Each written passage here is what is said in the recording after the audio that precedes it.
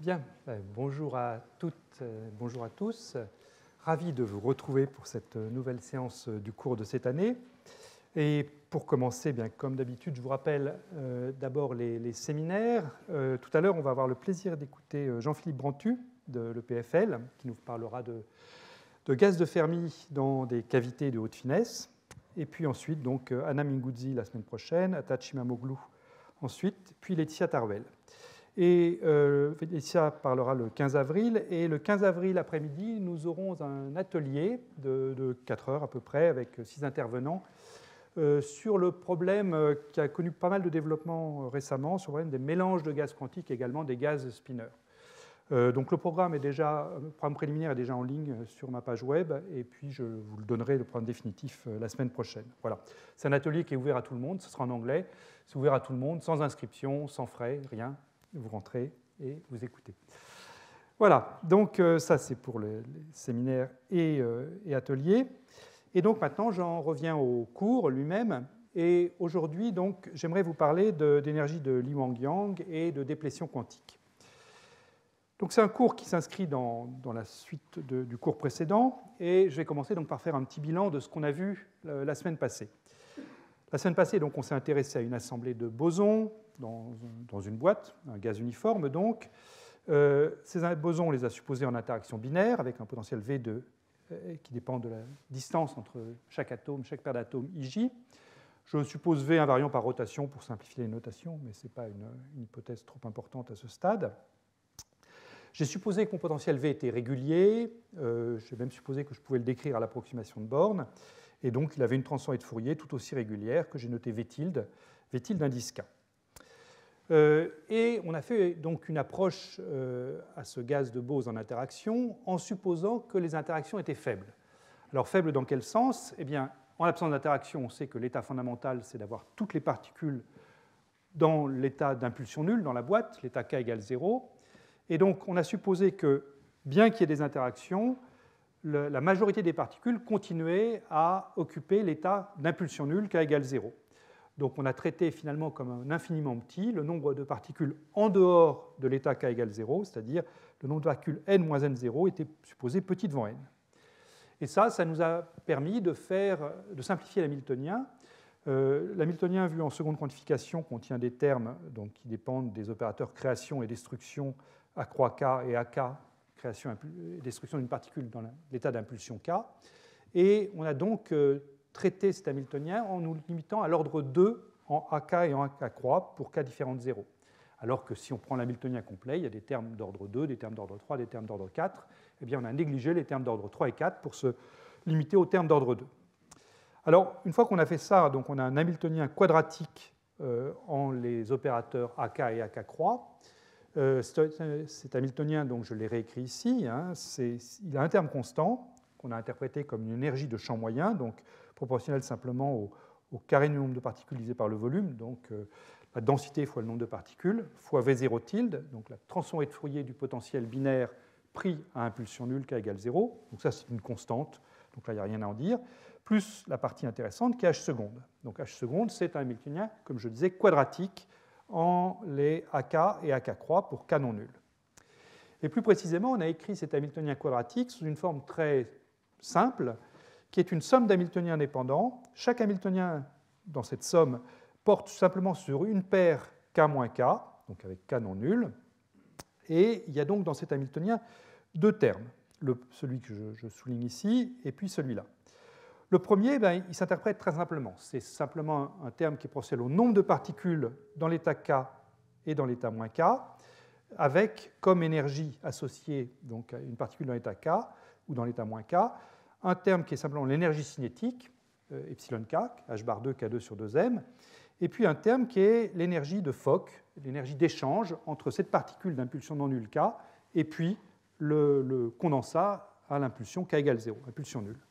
Alors je rappelle que quand on prend comme ça l'interaction entre deux particules qui n'ont pas la même impulsion, a priori il y a un terme direct et un terme d'échange, un terme de Hartree et un terme de Fock, mais le terme de Hartree, lui, fait intervenir V tilde 0, il a été réincorporé dans l'énergie de champ moyen ici. C'est pour ça qu'ici j'ai simplement le terme de Fock qui intervient là.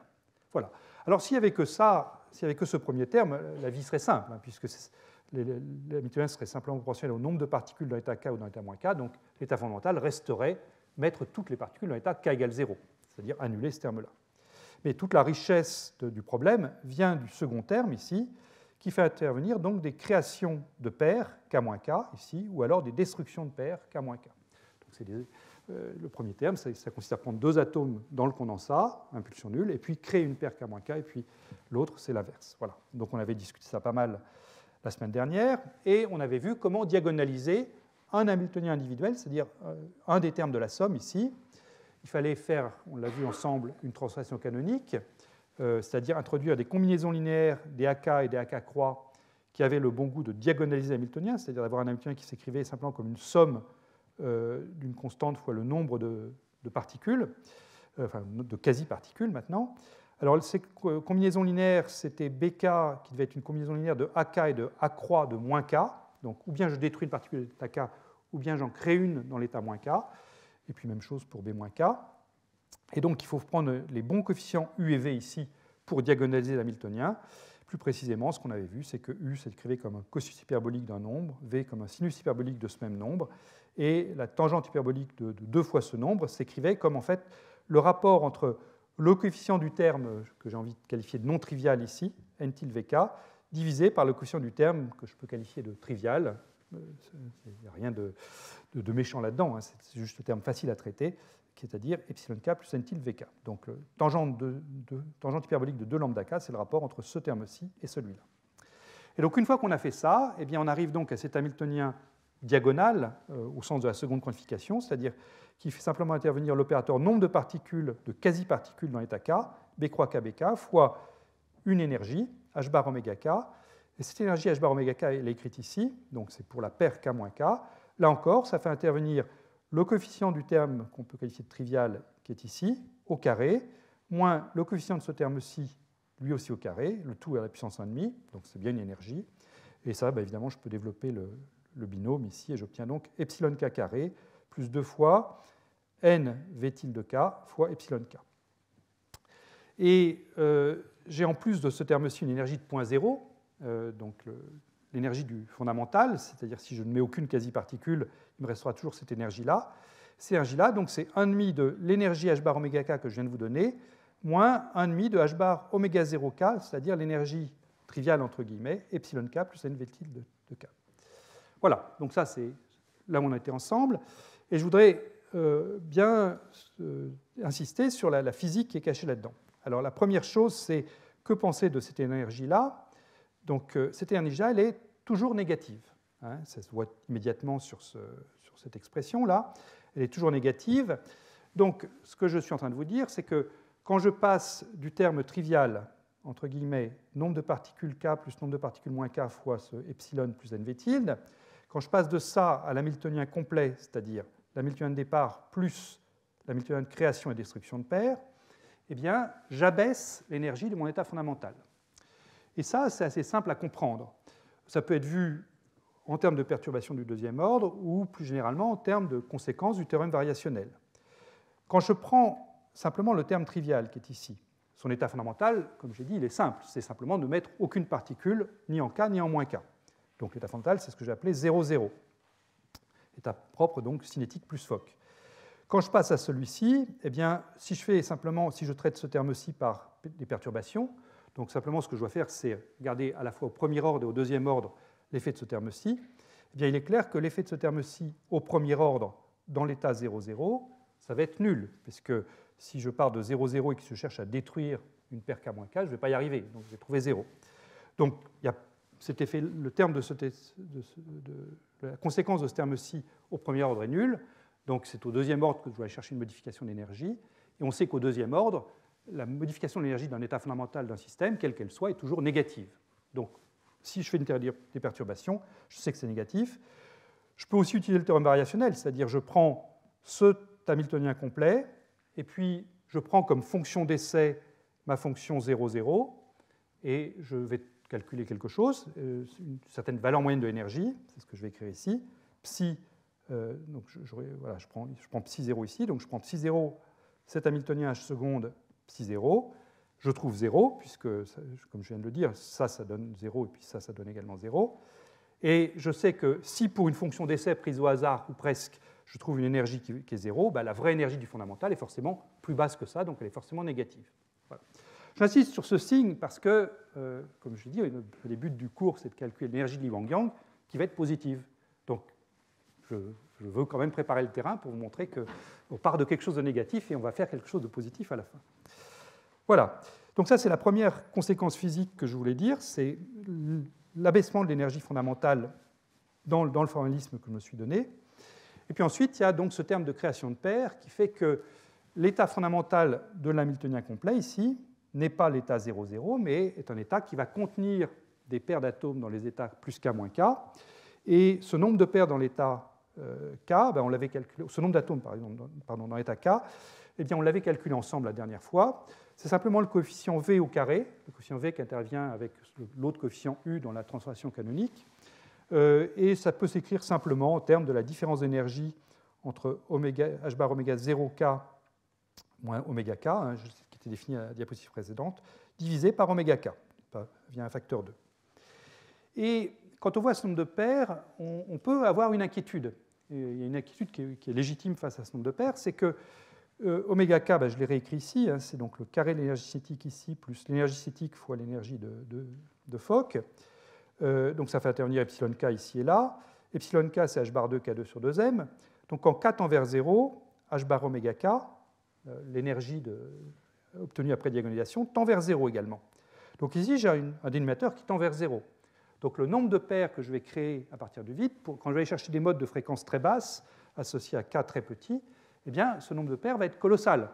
Et donc, comme j'ai au départ une hypothèse où je dis le nombre d'atomes qui ne sont pas dans le condensat est petit devant le nombre d'atomes total, on peut se demander est-ce que ce résultat-là n'est pas en train de violer mon hypothèse de départ. On va voir qu'à 3 dimensions, il n'y a pas de problème, mais en tout cas, c'est une inquiétude à ce stade qui est tout à fait légitime. Voilà. Bien, donc le but de ce cours, c'est justement de faire la somme sur tous les cas. La semaine dernière, on s'est intéressé à un hamiltonien élémentaire donné pour une paire k moins k. Donc là, aujourd'hui, on va prendre en compte tous les cas possibles, donc pour chaque paire de modes plus k moins k. On va calculer la déplétion quantique et on va trouver qu'à 3 dimensions, il n'y a pas de problème. Cette déplétion quantique reste bien petite devant 1, pourvu qu'on ait un nombre qui soit petit devant 1, qui est l'infiniment petit du développement, qui est racine de n à cube. Donc n, c'est la densité spatiale, et petit a, c'est donc la longueur de diffusion, calculée à ce stade à l'approximation de borne. Voilà, donc c'est ça l'infiniment petit du développement en n-n0 sur n. Et puis ensuite, on va calculer l'énergie du fondamental, donc cette somme de oméga k moins oméga k 0. On va trouver qu'elle s'écrit sous la forme de la somme de l'énergie de champ moyen, 1,5 de gn carré, qu'on a vu tout à l'heure, plus un terme correctif qui lui aussi est proportionnel à racine de n à cube. Donc c'est un terme qui est petit devant le terme de champ moyen, et on va le calculer, et comme vous le voyez ici, il est positif. Alors, la déplétion quantique, c'était dans l'article de Bogoliubov de 1947. L'énergie fondamentale, il a fallu attendre 10 ans. C'est le résultat d'un article de Li Wang-Yang. Alors ici, vous avez une photo de T.D. Li et Xian Yang, prise en 1957, justement. 1957 était une bonne année pour eux, puisque non seulement ils ont fait cet article dont on va parler aujourd'hui, mais surtout ils ont reçu le prix Nobel. Ils ont reçu le prix Nobel pour des travaux antérieurs, Li et Yang, sur la physique des hautes énergies, en particulier la violation de la parité. Donc cette photo, elle a été prise à l'occasion du prix Nobel. Li avait juste 30 ans et Yang avait 35 ans. Wang était encore plus jeune, Wang avait 27 ou 28 ans au moment où ils ont écrit l'article, donc il était postdoc en fait, à ce moment-là. Mais voilà, donc c'est pour ça que Wang n'est pas sur la photo, c'est une photo qui n'a pas été prise pour l'article LHY, comme on dit en anglais, mais ça a été pris à l'occasion du prix Nobel la même année. Voilà. Donc voilà le plan du cours. Je vais commencer par des préliminaires en revenant sur l'approximation de bornes, et plus précisément sur le développement de bornes. Et puis j'aimerais bien expliquer les différents secteurs possibles pour le vecteur d'onde K, quand on va faire la somme sur K, vont montrer donc quels sont les régimes auxquels on peut s'attendre. Et j'illustrerai ça sur le spectre de Bogoliubov. Ensuite, je passerai donc à l'énergie de Li Wang-Yang et la déplétion quantique pour un potentiel régulier. Ensuite, je dirai un peu d'éléments sur le pseudopotentiel, qui est beaucoup utilisé, et donc sur l'approche de Bogoliubov pour ce pseudopotentiel. Et puis ensuite, je passerai à des expériences. Donc cette semaine, je vous parlais des mesures de déplétion quantique. Et puis la semaine prochaine, je continuerai avec les mesures de l'énergie, donc Lee Wang-Yang. Voilà. Donc je commence par ces préliminaires sur la purification de bornes et sur les différents secteurs pour l'impulsion K. Et pour ça, je vais peut-être le faire au tableau. C'est probablement plus simple. Donc je voudrais vous rappeler donc, le développement de bornes. Vous rappeler un peu précisément de quoi il s'agit.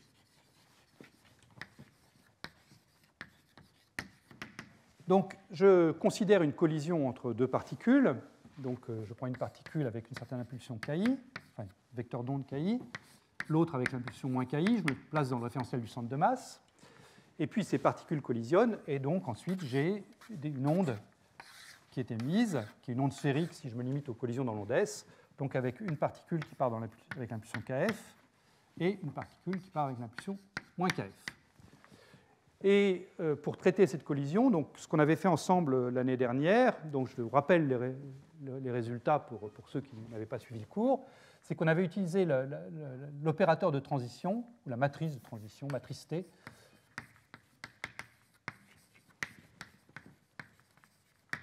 la matrice de transition T de E, dont on avait proposé un développement, donc je vais mettre un chapeau pour bien dire que c'est un opérateur, en puissance du potentiel. Donc le terme d'ordre 1, c'est simplement V, puis le terme d'ordre 2, c'est V1 sur E moins H0 plus I fois 0 plus. Alors 0 plus, c'est un terme qui assure la convergence, plus V, plus etc. Le etc, c'est simplement reporter ce produit propagateur V à un nombre arbitraire de fois.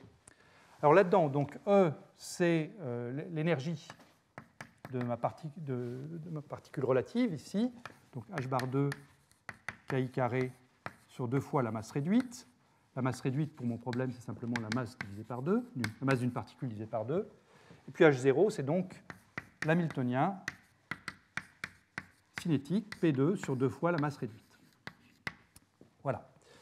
Et ce qui va m'intéresser, c'est donc l'amplitude de transition pour passer de l'impulsion initiale KI pour ma variable relative à KF.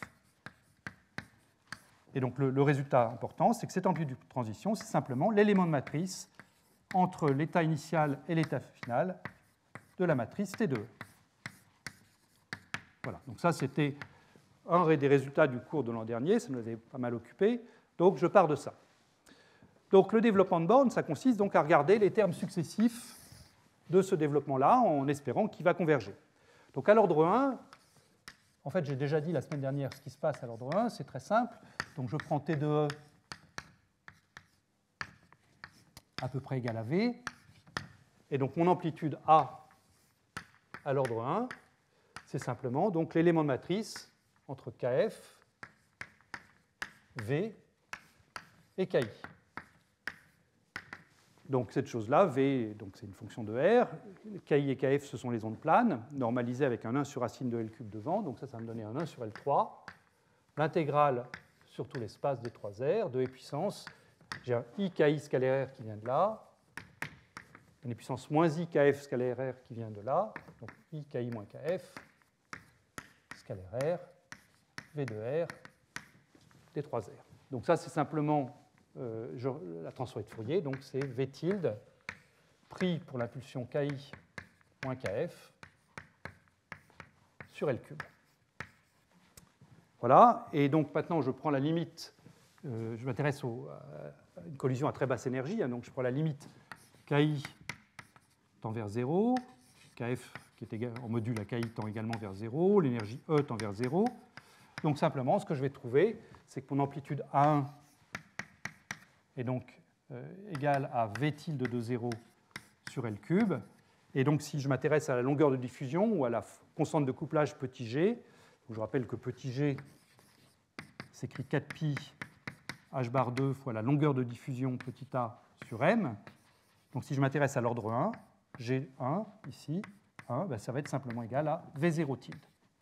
Le L cube s'en va dans l'analyse. Voilà, donc à l'ordre 1, c'est ce que je vous avais dit la semaine dernière. G tilde, c'est simplement V0 tilde, la transformée de Fourier du potentiel pris à impulsion nulle. Alors là, ce qui va m'intéresser maintenant, c'est à l'ordre 2. Je vais en avoir besoin un peu plus tard. Donc à l'ordre 2, il faut que je regarde, il faut que je prenne dans T2E ce terme-ci. V à gauche, le propagateur libre 1 sur E moins H0 au milieu, V à droite. Donc quand je vais calculer ça, donc A2, je vais trouver, alors je mets un égal, ou enfin c'est un proportionnel, là j'aurais peut-être plutôt dû mettre proportionnel parce qu'il y a des coefficients de normalisation qui viennent se mettre devant. Ici je mets un proportionnel. Un proportionnel A, alors proportionnel à quoi? Donc je vais introduire une relation de fermeture ici, une somme sur tous les vecteurs d'onde K. Donc je vais trouver ici une somme sur K de donc KF V K, K V KI, et puis le dénominateur d'énergie. Et le dénominateur d'énergie, c'est quoi? Bien, j'ai E moins H0 agissant sur une onde plane K, donc ça c'est simplement H bar 2 K2 sur 2 fois la masse réduite MR, plus I fois 0+. Bien, alors ces éléments de matrice de V, là, je sais ce que c'est, hein, c'est la transformée de Fourier du potentiel pris en K moins KF ou pris en KI moins K. Et si je passe d'une somme discrète sur K à une intégrale, donc cette chose-là, ça va être, alors quand je passe donc à ma somme discrète, j'aurai un L3 sur 2pi au cube. Là, ici, je reconnais, donc, comme j'ai dit, le transformé de Fourier du potentiel avec un 1 sur L6, qui est le 1 sur L cube qui est là, mais doublé. Et puis, donc, intégrale sur des 3K de V tilde de K moins KF, V tilde de KI moins K, sur, donc toujours la même chose, E moins donc H bar 2 K2, et 2 fois MR, c'est simplement la masse totale, plus I 0+. Voilà, et comme précédemment, je vais prendre la limite KI, KF tend vers 0, E tend vers 0.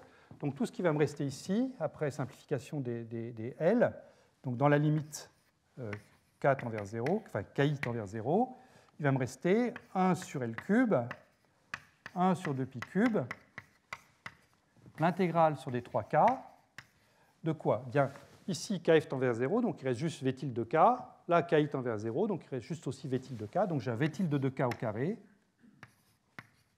divisé par l'énergie tend vers 0, et ça c'est moins H bar K2 sur M, et ça c'est ce que j'avais appelé epsilon de K tout à l'heure. Enfin, epsilon de K, je vous rappelle, c'est H bar 2 K2 sur 2M. Donc ça, c'est moins 2 fois epsilon k. Voilà, et le 0+, je peux le laisser tomber, il n'y a pas de souci de convergence dans cette intégrale. Et donc là, j'obtiens, toujours en me débarrassant du 1 sur L cube, comme je l'ai fait ici, j'obtiens la valeur de G2. Donc G2, c'est tout ce qui reste, c'est donc égal à G1 signe moins, G2 est toujours négatif, l'intégrale, donc 1 sur 2pi cube, l'intégrale sur des 3K de V tilde de K au carré sur 2 fois epsilon K. Voilà. Donc ça, on le garde en mémoire parce qu'on en aura besoin un petit peu plus tard, tout comme on aura besoin de G1. Mais ça, G1, je vous l'avais déjà donné avant. Voilà. Donc ça, c'est la première chose que je voulais dire. Je vérifie que je n'ai rien oublié. Je pense que j'ai mis tout ce que je voulais dire. Oui. Ça, c'est la première chose que je voulais vous dire à propos de ce développement de borne. La deuxième chose que je voudrais mentionner, c'est comprendre finalement à quoi on doit s'attendre quand on regarde le domaine de variation de K. Alors pour ça, là encore, je vais le faire au tableau pour qu'on l'ait ensuite sous les yeux. Donc je peux effacer ça.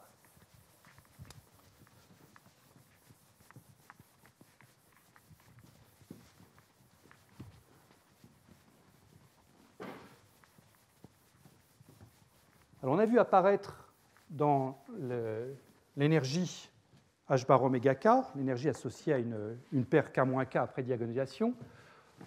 Elle s'est écrite, je vous rappelle, H bar oméga K égale epsilon K plus 2 fois N V tilde de K puissance 1,5. Donc on voit apparaître deux termes qui dépendent de K, epsilon K et V tilde de K. Donc ce que je voudrais faire, c'est comparer epsilon K et N fois V tilde de K. Et voir finalement, lequel domine, dans quel secteur. Alors, epsilon k, je vous rappelle ce que c'est simplement l'énergie cinétique. Donc, si je le trace, epsilon k en fonction de k, il n'y a pas de mystère, c'est ça.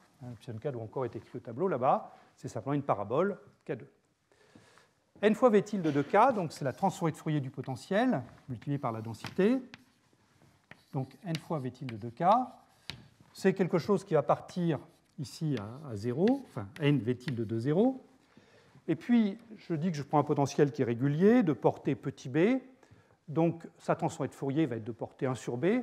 Je ne vais pas préciser quel est le potentiel régulier auquel je pense, mais ça pourrait être une gaussienne, la transformée de Fourier sera encore une gaussienne. Je pourrais prendre un potentiel de Yukawa, cette transformée de Fourier sera une lorentzienne.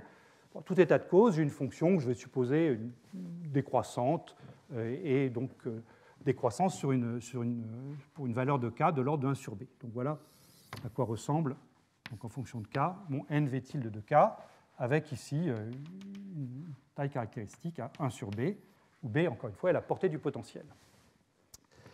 Donc il est clair quand on voit ça qu'au tout petit k, c'est lui qui va gagner, et puis au plus grand k, c'est lui qui va gagner. La question, c'est comment est-ce que se passe la compétition entre les deux. Et on peut tout de suite voir qu'en fait, il y a deux cas de figure possibles.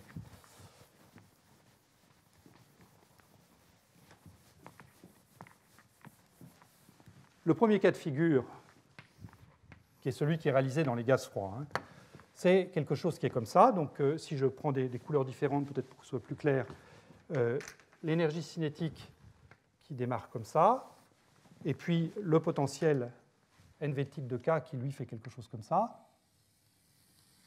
Voilà. Donc, ça, c'est la ligne NV tilde de 0. Ça, c'est donc epsilon K. Donc ça, c'est un premier cas de figure possible, donc avec le petit b qui est, enfin 1 sur b qui est quelque part par là. Et puis le deuxième cas de figure possible, c'est quelque chose qui donc, va être juste l'inverse. Donc un potentiel qui maintenant dans l'espace de Fourier décroît vite, comme ça, et puis mon énergie cinétique qui, elle, démarre comme ça. Voilà. Et donc, si je mets le NV tilde de 0, voilà, c'est ici. Voilà, alors on peut se demander quel est le cas qui est effectivement réalisé. Est-ce que l'endroit où les deux s'intersectent ici, c'est encore très proche de la valeur initiale pour k égale 0 du potentiel, ou est-ce qu'au contraire, on est plutôt dans ce cas-là où les deux se croisent à un endroit où le potentiel a beaucoup décru? Alors, comme je le disais, dans les gaz quantiques, ce qui est réalisé, c'est la première configuration, c'est celle-là. La deuxième est intéressante aussi. Elle n'est pas réalisée dans les gaz d'atomes froids, mais c'est celle qui va se produire, par exemple, si vous étudiez un gaz de Bose de coulombien avec des interactions coulombiennes. C'est dans ce régime-là qu'on se place. Ça a été étudié pas mal théoriquement dans les années 60-70. J'ai mis des références à ça dans les notes. Moi, je ne vais pas m'intéresser à ça aujourd'hui, mais néanmoins, c'est quelque chose qui sera intéressant à réaliser expérimentalement, certainement. Alors, pourquoi est-ce qu'on est dans ce cas-là, dans les manips? Eh bien, un moyen simple pour voir où est-ce qu'on se trouve, c'est d'introduire la valeur K0, donc ça c'est en fonction de K à chaque fois. C'est d'introduire K0 tel que h bar 2 K0 carré sur 2m, donc la courbe rouge, égale n V0 tilde. Donc K0, c'est le point où ma courbe rouge croise ma ligne en pointillé ici. Donc là, K0 est ici, et puis là, K0 est là. Et je serai dans ce premier cas, ici, si le produit K0 fois B est très petit devant 1. Donc ce qui m'intéresse, c'est de trouver ce que vaut K0B. Alors K0, si je me souviens que V0 tilde, c'est petit g, et c'est donc 4pi h bar 2 sur m, donc ça va s'écrire 4pi n fois h bar 2 sur m petit a. Donc K0, les h bar 2, les m s'en vont, et je trouve que K0 carré, c'est 8pi n a. Ça, pour les spécialistes, c'est jamais rien d'autre que l'inverse de la longueur de cicatrisation xi au carré. Donc c'est 1 sur xi carré. Enfin bon, je vais garder K0 de toute façon. Donc maintenant, intéressons-nous à ce que vaut K0B, ou plus précisément, que vaut K0 carré B2. Donc K0 carré B2, ça va être 8 pi Na, c'est ce que j'ai trouvé pour K0 carré, et je multiplie par B carré, pardon. Et ça, eh bien, je prétends que pour nos hypothèses, c'est un nombre qui est petit devant 1. C'est un nombre qui est petit devant 1 parce que n, enfin si j'oublie le 8pi, si je prends n a B2, je peux le réécrire comme n fois B cube fois A sur B. N fois B cube, c'est donc la densité fois la portée du potentiel. J'avais dit tout au début du cours que je me limitais à des systèmes dilués, donc précisément des distances entre particules, n puissance moins 1 tiers, grandes devant la portée du potentiel. Donc cette chose-là est petite devant 1, parce que mon gaz est dilué. Et cette chose-là, c'est le rapport entre la longueur de diffusion et la portée du potentiel. Eh bien, pour que mon approximation de borne soit valable, il faut que A soit petit devant B. Donc ça, je suis en train également encore de vous prendre quelque chose ici qui est petit devant 1. Donc, du coup, je fais le produit de deux nombres qui sont petits devant 1, donc c'est sûrement cette chose-là, petite devant 1. Il y a un 8pi qui est là, mais bon, on va oublier 8pi, c'est presque égal à 1, bien sûr. Donc, on est dans le régime où K0 est petit devant B, donc on est dans le régime qui est ici. Alors que là, mon B aurait été ici, sur B. Donc, on est dans ce cas-là. Donc, on voit que, finalement, on va pouvoir trouver trois secteurs en K. Le premier secteur, ça va être celui-ci. Le deuxième, ce sera jusqu'à ce que j'atteigne petit b. Et puis ensuite, le troisième, ça va être au-delà de 1 sur b. Donc, si je les mets sur une flèche, et ce sera la conclusion de ce que je voulais vous dire au tableau, eh bien, si je mets ces trois secteurs sur une flèche, j'ai donc quelque chose comme ça, un grand axe ici, en K. Donc, j'ai une première valeur à K0, j'ai une deuxième valeur à 1 sur B. Et donc, dans le domaine que je vais qualifier de domaine 1 ici, eh bien, je suis dans un régime où j'ai donc mon énergie cinétique en rouge qui est petite devant le potentiel, donc epsilon k petit devant n v tilde de k, et par ailleurs, n v tilde de k est à peu près égal à n v tilde de 0. Ma courbe jaune n'a pas décollé du pointillé. Ensuite, j'ai un deuxième secteur. Alors, il faut les comprendre, secteurs comme étant petit devant K0 ou grand devant K0. Petit devant 1 sur B ou grand devant 1 sur B. Dans le deuxième secteur, deuxième domaine, cette fois-ci, epsilon k est grand devant n v tilde de k, mais v tilde de k est toujours à peu près égal à v tilde de 0. Et puis enfin, le troisième secteur, où là, epsilon de k reste bien sûr très grand devant n v tilde de k. Je suis maintenant dans mon troisième secteur, je suis quelque part ici, donc ma parabole elle est très très haute, mais en plus, mon potentiel, ma transférée du potentiel a commencé à décroître significativement, donc v tilde de k est différent de v tilde de 0. Voilà.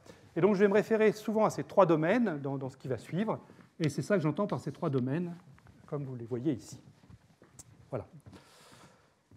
Bien, je pense que c'est tout ce que je voulais vous mettre au tableau. Voilà, donc ça, il faut le garder en mémoire. Et on revient donc sur les diapos. Et pour commencer, je voudrais juste illustrer ce que je viens de vous dire. Peut-être que si tout le monde a copié, je peux peut-être baisser un peu la lumière maintenant. Je peux juste illustrer ce que je viens de vous dire sur le spectre d'excitation. Ce spectre d'excitation, donc, ce qui nous a servi de point de départ, c'est h bar oméga k égale le produit epsilon k fois epsilon plus 2 fois nv tilde. Là, j'ai remis mes trois domaines exactement comme ils étaient au tableau. Et donc, ce qu'on voit sur ce spectre d'excitation, c'est que dans le domaine 1, ici, dans le domaine 1 où epsilon est petit devant 2n v tilde, donc je peux négliger le epsilon qui est ici, et je me retrouve simplement avec le produit 2 fois epsilon fois n v tilde de k. V tilde de k est à peu près égal à v tilde de 0, donc j'ai cette chose-là. Ce qui veut dire que la seule dépendance en k, c'est celle qui vient du epsilon. Epsilon est en k2, donc je prends la racine de k2, donc j'obtiens quelque chose qui est linéaire en k. Oméga k linéaire en k. Donc ça, c'est un régime d'ondes sonores, ce sont les régimes de phonons, et avec une vitesse du son qui est donnée simplement par la racine de nv0 tilde sur m. Et ce régime de phonons, c'est lui qui est à la base de la superfluidité. Je ne vais pas revenir là-dessus ici, ça nous avait occupé dans des cours précédents, et bon, donc c'est l'argument de Landau qui est bien connu. Si maintenant je vais regarder au-delà du domaine 1, c'est-à-dire dans ce régime-ci, où là, je sais que c'est l'énergie cinétique epsilon k qui est dominante. Donc, je vais pouvoir faire un développement limité de cette racine-là, en prenant comme infiniment petit nv tilde sur epsilon, puisque epsilon est beaucoup plus grand que nv tilde. Et à l'ordre 1, j'ai simplement h bar oméga k égale epsilon k plus nv tilde de k. Donc je trouve une relation de dispersion qui est celle de particules uniques, c'est-à-dire une relation de dispersion du type énergie égale h bar 2 k2 sur 2n, plus une constante. Cette constante étant nv tilde de k. Cette constante, donc, elle peut valoir deux choses, selon que je suis dans le domaine 2 ou dans le domaine 3. Dans le domaine 2, je sais que v tilde de k est à peu près égal à v tilde de 0. Mon potentiel n'a pas encore commencé à décroître. Donc, simplement epsilon k égale h bar oméga k égale epsilon k plus nv tilde de 0. En revanche, si je vais mettre loin par ici, où là mon potentiel tend vers 0, plutôt sa transformée de Fourier tend vers 0, v4 tilde tend vers 0, à ce moment-là, h bar oméga k est à peu près égal à epsilon k. Là, c'est vraiment le régime de particules libres. Alors, comment comprendre cette énergie-là? Eh bien, ce bilan d'énergie, en fait, il faut voir que j'ai donc pris une particule qui était initialement dans le condensat, à k égale 0, et puis je l'ai promue à une impulsion non nulle, et je regarde son interaction.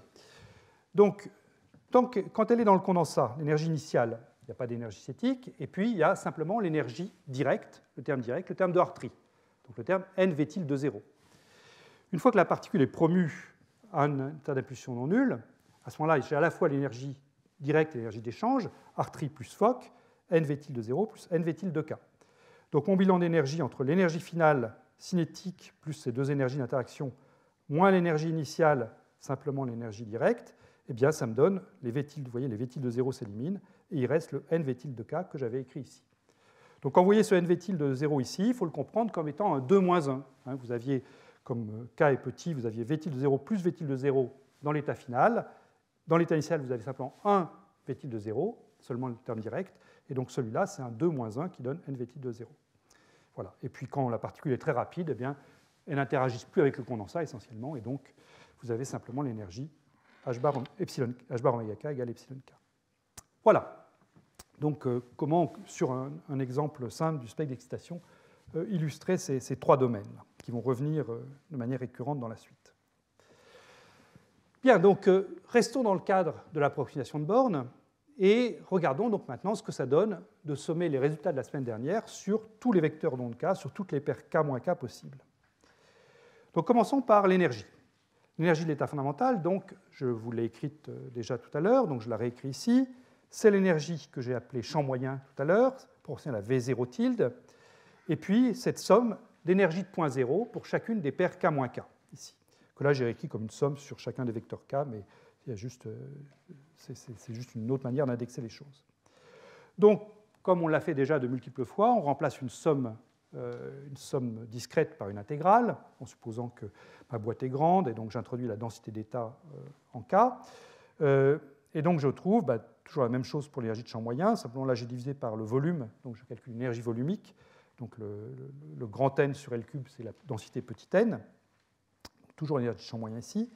Et puis ensuite, eh bien, ce qui sort, quand je fais la différence entre le oméga k, que j'ai déjà écrit plusieurs fois, cette racine carrée de cette quantité, moins le oméga 0k, l'énergie que j'aurais pour une paire si je n'avais pas les termes de création et de destruction de paires, donc qui fait intervenir simplement epsilon k moins n v tilde de k. Voilà, donc voilà l'expression. Et maintenant, il faut regarder ce qui se passe sur cette intégrale. Est-ce qu'elle converge? Première question. Donc on peut avoir des soucis de convergence à la fois en k égale 0 ou en k égale infini. Alors en k égale 0, il n'y a aucun problème. Là. Toutes les fonctions sont régulières, toutes les fonctions que j'ai écrites sont régulières. J'ai supposé que mon v tilde de k était régulier. Epsilon k, c'est simplement k2, donc il n'y a aucun souci. Toutes les fonctions sont régulières. En k égale plus l'infini, là évidemment, ce n'est pas gagné. En k égale plus l'infini, vous avez epsilon k qui vaut k2, donc qui tend vers l'infini. Or, vous trouvez du epsilon k dans l'intégrale, donc vous pouvez vous dire, oh là, est-ce que ça ne va pas être catastrophique? Alors non, en fait, ce n'est pas catastrophique parce que ce que vous avez ici, c'est vous allez avoir, quand vous apprenez cette racine carrée-là du epsilon k carré, vous allez trouver des termes d'ordre 1 en epsilon k. Le terme d'ordre 1 en epsilon k a le bon goût de se simplifier avec celui-là. Vous allez trouver des termes d'ordre 0, mais ces termes d'ordre 0, donc, aussi, ils ont le bon goût de simplifier. Et quand on fait le calcul, donc, on trouve que le terme dominant est écrit ici. Il est, donc, si je regarde en k grand, donc en faisant ce développement en puissance de nv tilde sur epsilon, eh bien, il est en 1 sur epsilon. Alors 1 sur epsilon, donc epsilon de k, c'est k2. Par ailleurs, je suis à 3 dimensions, donc j'ai un jacobien qui est 4pi k2 dk. Donc le 1 sur k2 qui vient du epsilon k se compense avec le jacobien. Il me reste simplement l'intégrale de vk carré ici. Et ça, ça va converger si v tilde de k décroît assez vite à l'infini. Voilà. Il ne faut pas que ça décroisse trop lentement, mais si v tilde de k est une lorentzienne parce que j'ai pris un v Yukawa, si v tilde de k est une gaussienne parce que j'ai pris un v gaussien, ça va converger. Mais ça va converger grâce au domaine 3. Ça va converger grâce au grand K, grâce au fait que mon potentiel, sa transfert de Fourier, tend vers 0 quand K tend vers l'infini. Bon, alors, une fois dit ça, on peut se demander si on ne peut pas faire un petit peu mieux que ça. Pour l'instant, je vous ai dit, mon terme de champ moyen, c'est ce 1,5 de n carré V0 tilde. Donc ça, c'est effectivement l'énergie de champ moyen à l'ordre 1 en longueur de diffusion, à l'ordre 1 en petit a ou en petit g. Mais vous avez vu apparaître ici des termes qui étaient en puissance du potentiel, des termes d'ordre 2, 3, etc. Et donc on peut se dire, est-ce qu'on ne pourrait quand même pas faire un petit peu mieux de ce côté-ci, c'est-à-dire améliorer la précision de notre description du champ moyen. Et pour ça, c'est simple, il suffit de ne pas mettre ici le terme d'ordre 1, mais d'aller au-delà. Et aller au-delà, qu'est-ce que ça veut dire? Ça veut dire aller au moins à l'ordre 2. Donc ce 1,5 de n carré V0 tilde, qui est donc 1,5 de n carré G1, je peux dire, je vais lui rajouter 1,5 de n carré G2 pour avoir quelque chose qui est correct à l'ordre 2. Évidemment, si je fais ça, il ne faut pas que j'oublie que si j'ajoute quelque chose, il ne faut pas que j'oublie de le retrancher un peu plus loin. Donc je prends ce moins 1,5 de n carré G2, et ce G2, on l'a calculé ensemble. Il est encore au tableau, c'est un peu sombre maintenant, mais je le réécris ici. C'est ce moins 1 sur 2pi cube, une intégrale sur les 3 k de choses qui font intervenir v tilde de k et epsilon de k. Donc quelque chose qui a exactement la même structure que ce qui est ici. Donc ce G2, je vais simplement le réinjecter dans l'intégrale qui est là. Donc c'est juste une addition, une soustraction de termes. Je ne suis pas du tout en train de négliger quoi que ce soit. Là. Simplement, je réarrange les termes de manière à avoir une meilleure description du champ moyen valable à l'ordre 2 inclus en V et non pas simplement à l'ordre 1. Alors quand je fais ça, qu'est-ce que j'obtiens? Eh bien, je vous rappelle que le G2 qu'on avait trouvé, enfin qui est écrit ici, il est négatif. Donc quand je dis je rajoute G2, ici en fait je soustrais un nombre ici et j'ajoute quelque chose de positif à mon intégrale. Donc je me récupère donc mon champ moyen qui est maintenant G1 plus G2, et puis mon intégrale qui a ce terme-ci en plus, qui vient directement de ce qu'on avait calculé au tableau, N2 v tilde carré sur 2 epsilon k. Et ce qui est remarquable, c'est que le terme que je viens d'ajouter ici, avec son plus ici, c'est exactement l'opposé du terme qui était le terme dominant tout à l'heure. Si je reviens en arrière sur mes diapos, voilà. Ce qu'on avait tout à l'heure, je vous avais dit le terme dominant, c'est moins N2 v tilde carré sur 2 epsilon k. Et le fait de réarranger en réintroduisant G2, ça vient justement annuler ce terme-ci. Je vous le remets. Voilà, lui vient simplement annuler le terme précédent. Et du coup, ce que je fais ne fait qu'améliorer la convergence de mon intégrale. C'est-à-dire que je suis en train, grâce à cette manipulation avec G2, de supprimer ce qui était tout à l'heure le terme dominant dans mon intégrale. Et donc, ce qui va maintenant être dominant au grand K dans l'intégrale, c'est le terme suivant du développement, qui sera cette fois-ci en epsilon k carré, dénominateur, avec un v tilde de k au cube au numérateur. Et maintenant, là, j'ai vraiment une très bonne convergence de mon intégrale. C'est-à-dire que epsilon k carré, ça fait du k4 au dénominateur, et c'est grand devant le jacobien qui est en 4pi k2 dk. Du coup, la convergence, maintenant, elle est assurée même si v tilde de k est constant. Je n'ai plus du tout la peine de prendre une hypothèse sur la manière dont vk décroît à l'infini. Et même conséquence du même fait, c'est que la contribution du domaine 3, qui jouait un rôle crucial dans la diapositive présente, maintenant devient négligeable. C'est-à-dire que si vous regardez ce que vaut cette intégrande, cette intégrande est importante dans le domaine 1 et au début du domaine 2, et puis il tend vers 0 à la fin du domaine 2. Et donc le domaine 3, je peux le négliger, en fait, sa contribution. Donc ça va me simplifier la vie pour le calcul de l'intégrale, justement. Parce que quand vous voyez cette intégrale-là, vous vous dites « j'ai besoin de connaître précisément le potentiel à toute valeur de k », mais si maintenant je vous dis que seul compte les domaines 1 et 2, je peux là-dedans remplacer v tilde de k par v tilde de 0, et donc l'intégrale ne dépendra que de v tilde de 0. Donc c'est ça qu'on va faire, et c'est ça qu'on appelle l'énergie de Lee-Wang-Yang. L'énergie de Lee-Wang-Yang, c'est ce qu'on obtient une fois qu'on a fait cette petite manipulation sur G pour obtenir G1 plus G2. Et là, on obtient quelque chose qui est positif. Je remplace donc, comme je l'ai dit, v tilde de k par v tilde de 0. Donc du coup, mon intégrale ne dépend de k que via epsilon k. Et ça, epsilon k, je sais ce que c'est K2, enfin, h bar 2, K2 sur 2m. Donc, maintenant, je n'ai plus qu'à relever mes manches et ouvrir un livre d'intégrale ou calcul intégral moi-même si je suis très habile, ce qui n'est pas mon cas personnellement. Mais voilà, il y a moyen de la calculer et on la calcule, ça fait intervenir des pi, des coefficients, des nombres algébriques compliqués. Et on peut donc mettre le résultat sous la forme, une forme qui ne dépend que de V0 tilde, donc à l'ordre qu'il nous faut pour cette énergie-là, qui est une petite correction par rapport au champ moyen, je peux me limiter à l'ordre 1. Donc si j'ai V0 tilde, je le remplace par petit g ou par petit a. Et j'ai donc mon énergie de Li Wang-Yang divisée par le volume, donc énergie volumique, s'écrit comme Na puissance 5 demi fois un nombre, qui est l'intégrale qui est ici, qui est simplement cette intégrale-là, après le changement de variable, h bar de K2 sur 2m V0 tilde. Voilà, et après calcul de l'intégrale, donc on arrive au résultat que j'annonçais en introduction. L'énergie de Li Wang-Yang, c'est le produit de l'énergie de champ moyen fois ce petit paramètre racine de Na³ fois un coefficient numérique qu'on ne peut pas deviner au départ, mais qui vaut 128 sur 15 racines de pi. Voilà, donc ça c'est le résultat de ce calcul. Et vous voyez comment est-ce qu'on est arrivé à quelque chose de positif. Je reviendrai là-dessus tout à l'heure, une fois qu'on aura aussi fait le pseudo-potentiel, mais là, il n'y a eu vraiment aucun tour de passe-passe.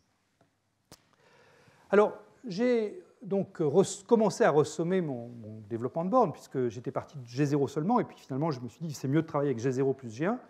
Donc on peut se poser la question, est-ce qu'on ne peut pas ressommer complètement le développement de borne, c'est-à-dire avoir les G à tous les ordres? Alors cette question s'est posée dès l'article de Bogoliubov. Bogoliubov, en 1946, n'a pas fait cette ressommation, mais il pressentait que la ressommation était possible. Plus précisément, Landau avait pressenti pour lui, puisque là j'ai fait une copie de l'article de Bogoliubov, et Bogoliubov remercie Landau pour la remarque qu'on va regarder ensemble.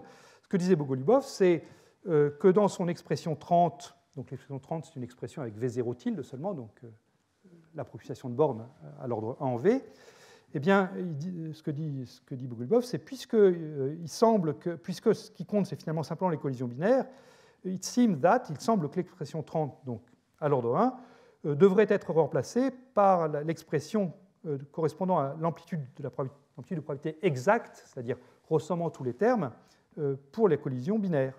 Donc remplacer G1 par le G complètement ressommé. Et encore une fois, comme beaucoup d'articles soviétiques de l'époque, une des idées les plus brillantes, il y a Landau qui est derrière et qui remercie en footnote comme ça. C'est assez amusant de lire les articles et de voir combien Landau, même quand il ne signait pas les articles, était derrière beaucoup des trouvailles de l'école soviétique. Voilà, donc c'est Landau qui a suggéré ça à Bogoliubov. Alors, pour que les choses soient faites, les ressommations soient faites proprement, il a fallu attendre encore une dizaine d'années. Alors là, tous les grands noms de la physique statistique des années 60 se sont penchés sur ce problème. Donc là, j'en ai cité quelques-uns, Beliaev en 1958, Hugenholtz et Pines, Gavor et Nozière. Là, le livre de Nozière et Pines contient pas mal de références à tous les travaux de cette époque. Donc je vous renvoie vers ça si vous êtes intéressé. Néanmoins, il ne faut pas non plus penser que cette ressommation est complètement rigoureuse sur le plan mathématique. Là, je cite une phrase que j'ai tirée d'un livre de Elliott Lieb et de ses collègues, un livre assez récent, 2005, à propos du gaz de Bose, justement. Et ce que Lieb, grand physicien mathématicien, écrit à propos de ces méthodes, donc ces méthodes qui consistent à ressommer le développement de borne, finalement, il dit que ces méthodes, elles reposent toutes sur des hypothèses spéciales à propos de l'état fondamental qui n'ont jamais été prouvées, ou alors sur la sélection de termes spécifiques tirés d'une série de perturbations qui, si elle était prise dans sa globalité, divergeraient probablement. Voilà. Donc, voilà. Sur le plan de la rigueur mathématique, Elliott Lieb n'est pas convaincu par cette chose-là, mais bon, je pense que for all practical purposes, comme on dit en bon français, on peut se reposer sur les travaux des années 60. Voilà. Un mot sur la déplétion quantique. Donc la déplétion quantique, ça consiste à compter, comme je l'avais dit, le nombre de particules en dehors du condensat. Donc là encore, je peux l'écrire comme une intégrale sur tous les cas, en partant de l'expression que j'ai écrite tout à l'heure. C'est une intégrale qui fait intervenir epsilon, h bar 2 K2 sur 2m, donc qui fait intervenir nv tilde de K. Et là encore, il faut se poser la question de la convergence de l'intégrale. Et là, eh bien, c'est ce que je mentionne en introduction, la question de la convergence, elle est un petit peu plus délicate, parce que les termes individuels dans cette intégrale, ils ont tendance à diverger si je me rapproche de k égale 0. Ce que je disais au début, le dénominateur qui est là fait intervenir epsilon k, qui tend vers 0 quand k tend vers 0. Donc là, je suis en train d'intégrer une fonction qui diverge en k égale 0. Donc on est en droit de se dire, est-ce que l'intégrale va converger? Alors en fait, à 3 dimensions, il n'y a pas de problème, parce que toujours à 3 dimensions, ce d3k, il fait intervenir un k2 dk, et le k2 du numérateur compense la divergence qui est linéaire en k au dénominateur. Donc, en d'autres termes, on est sauvé par la densité d'état. Certes, les paires à petit k pourraient créer une divergence, mais leur densité d'état est très faible à 3 dimensions, et cette divergence n'est donc pas pertinente quand on passe à la limite thermodynamique. Mais ça, c'est parce que je suis à 3 dimensions. Si j'étais à 1 dimension, par exemple, ben là, je n'aurais pas du tout le k2 du numérateur pour me sauver, j'aurais simplement un dk, et à ce moment-là, ben, cette divergence serait dramatique, et elle me dirait qu'à 1 dimension, ben, je ne peux pas avoir de condensat. Dès que je mets des interactions, il y a une déstabilisation par les fluctuations quantiques à 1 dimension. Alors, je ne vais pas en dire plus sur le K1D. La semaine prochaine, on aura un séminaire de Anna Minguzzi qui va justement nous parler de ces gaz de Bose à 1 dimension, et je suis sûr que ça reviendra dans son exposé. Alors, en k égale plus l'infini maintenant, qu'est-ce qu'on peut dire de la convergence? Ben là, c'est beaucoup plus sympathique que l'énergie de point zéro qu'on a regardé tout à l'heure. C'est-à-dire que j'ai un facteur en moins dans les termes en epsilon k. Donc, je suis d'emblée avec un terme en epsilon k carré au dénominateur, grâce à ce dénominateur-là. Donc, d'emblée, ici, seulement les domaines 1 et 2 contribuent. Le domaine 3 a de toute façon une contribution négligeable, c'est-à-dire que l'intégrande ici vaut déjà 0 quand on entre dans le domaine 3. Donc la décroissance rapide, elle est rapide, la convergence est assurée quel que soit le comportement de V-tilde de K. Et je peux faire donc la même chose que ce que j'avais fait une fois réintégré G2 dans mon énergie. Je peux remplacer tout de suite V-tilde de K par V-tilde de 0. Et là encore, je me retrouve avec une intégrale à calculer, mais qui n'a rien de bien subtil, puisque c'est la seule chose qui dépend de K là-dedans, c'est le terme en K2 qui est dans l'epsilon K ici.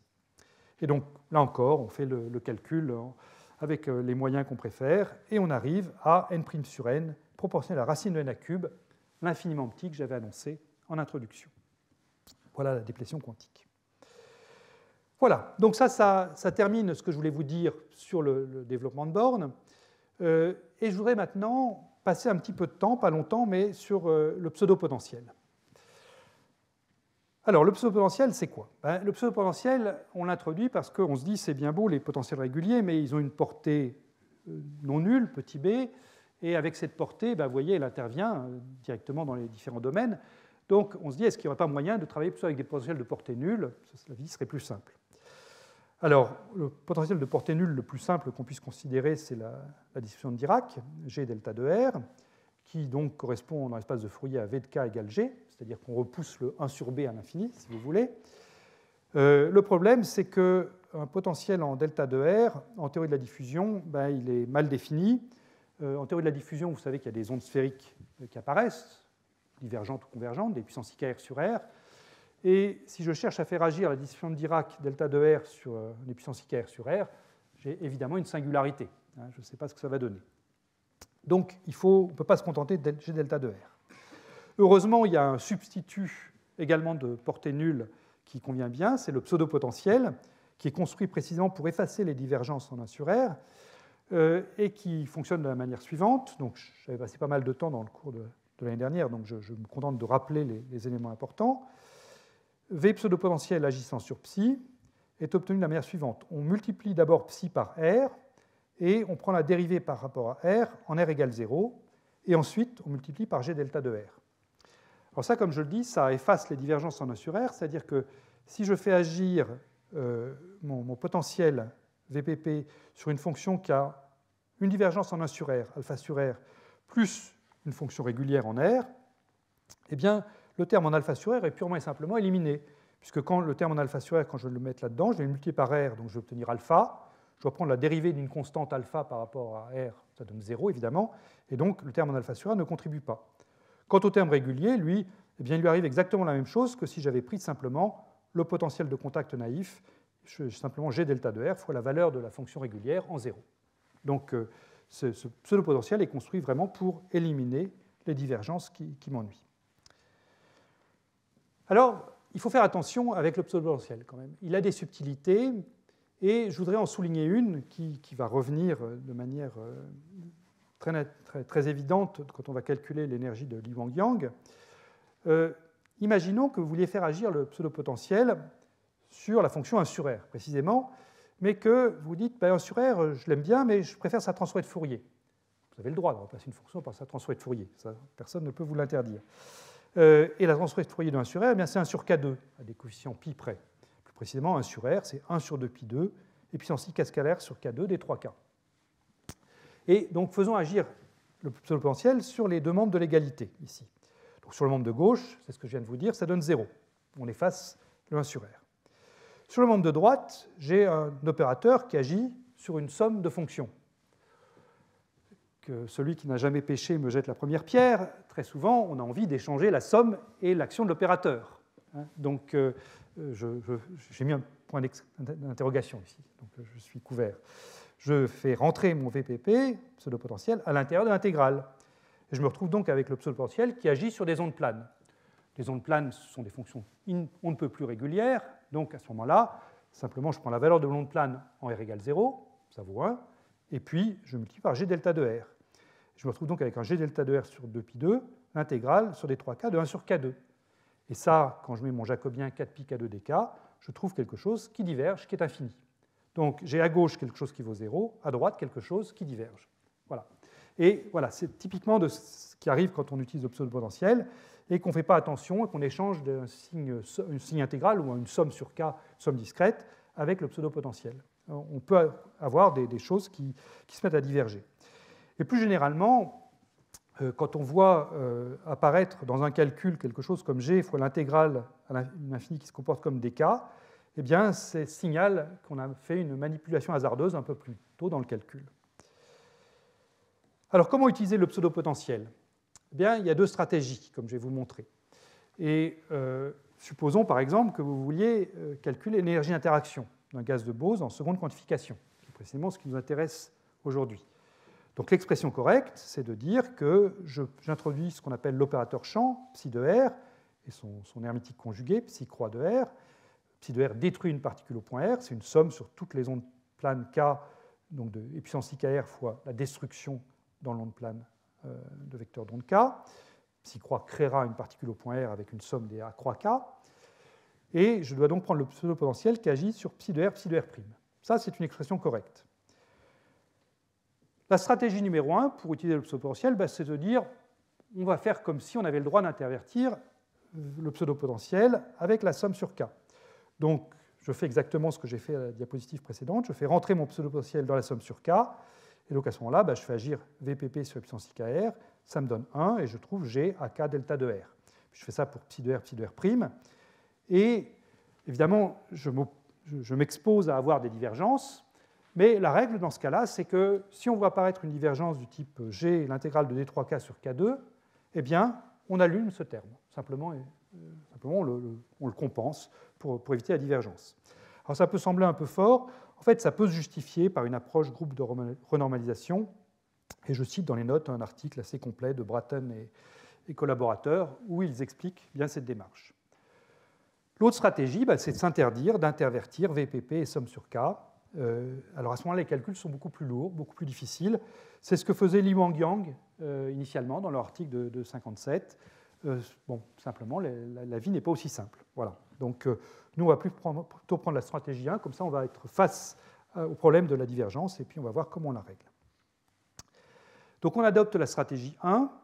Donc, une fois qu'on adopte la stratégie 1, puisqu'on ne fait agir V de R que sur des ondes planes, tout se passe comme si on avait pris un potentiel de contact. À ce moment-là, on oublie le pseudo-potentiel. Donc, tout ce que j'ai fait jusqu'à maintenant avec l'opérateur régulier reste valable. Simplement, je dois remplacer partout V tilde de K par G. Voilà, V tilde de K disparaît.